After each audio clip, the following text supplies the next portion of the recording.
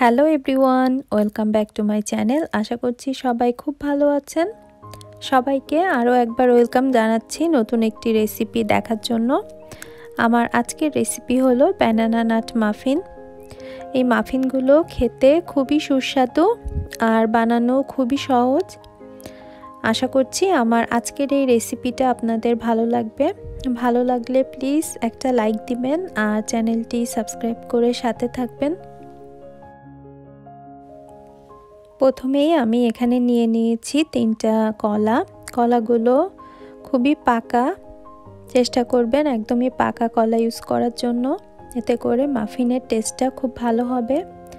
এবার আমি খুব ভালো করে ব্যানানাগুলোকে ম্যাশ করে নিচ্ছি। আপনারা হাত দিয়েও করতে পারেন। তো পাকা কলা নেওয়ার ফলে এটা ম্যাশ করতে খুব বেশি একটা সময় লাগবে না।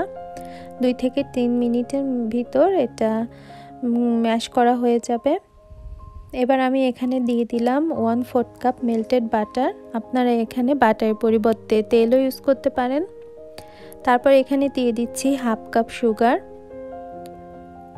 এবার আমি একটা হ্যান্ড উইক্সের সাহায্যে খুব ভালো করে সব কিছু মিশিয়ে নেব, যাতে করে চিনিটা খুব ভালো করে গলে যায়। আর আজকের এই রেসিপিতে আমি কোনো এগ ইউজ করছি না, এগলেস মাফিন তৈরি করছি। আপনারা এখানে এগও ইউজ করতে পারেন। এবার আমি দিয়ে দিলাম 1 চা চামচের মতো সিনামন পাউডার, এটা অপশনাল, নাও দিতে পারেন। তারপর দিলাম 1 চা চামচ বেকিং পাউডার, 1 চা চামচ বেকিং সোডা, 1/2 চা চামচ লবণ, আর সবশেষে দিয়ে দিচ্ছি আমি এখানে 1.5 কাপ ময়দা। তো সব কিছু দিয়ে এবার আমি আবার ভালো করে মিশিয়ে নেব।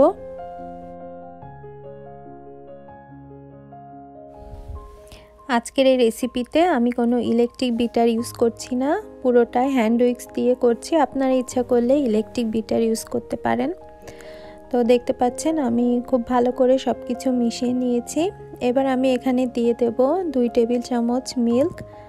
আপনারা যদি এগ ইউজ করেন তাহলে এখানে এগ ইউজ করতে পারেন, তাহলে আর মিল্ক অ্যাড করা লাগবে না।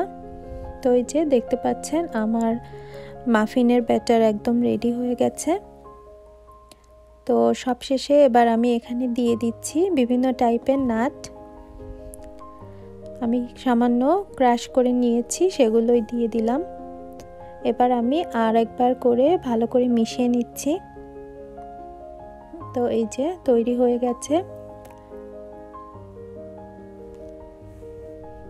এবার আমি এভাবে মাফিনের মোল্ডের ভিতর দিয়ে দিচ্ছি ব্যাটার।